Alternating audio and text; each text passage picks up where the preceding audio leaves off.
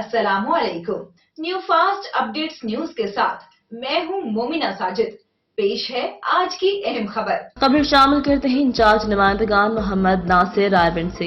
हमारी नुमाइंदे की रिपोर्ट के मुताबिक cinema road Arshad colony ward number 8 की गलियों में सीवरेज का पानी जमा होने की वजह से गटरों के पानी से गलियों में गंदगी के ढेर लग गए। लोग वबाई बीमारियों का शिकार होने लगे। गंदे पानी की वजह से गलियों से गुजरना मुश्किल ही नहीं बल्कि नामुमकिन हो चुका है। इस गंदे पानी की वजह से स्टूडेंट बच्चे अपने अपने घरों में कैदी बनकर जिंदगी गुजार रहे हैं, पर मजबूर और उनकी कीमती पढ़ाई पर भी दिन ब दिन असर पड़ा है। ना तो मदरसे जा रहे हैं, ना ही स्कूल और ट्यूशन का सबक हासिल कर रहे हैं। सीवरेज के इस गंदे पानी की वजह से नमाजी हजरात भी परेशान हैं।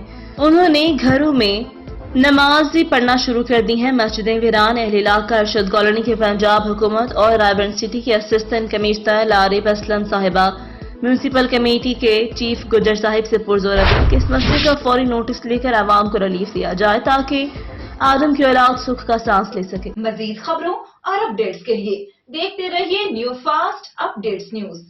हमारे चैनल को लाइक कीजिए, कमेंट कीजिए और सब्सक्राइब करके बेल आइकॉन को प्रेस कीजिए ताकि हर नई आने वाली वीडियोस आप तक पहुंच सके।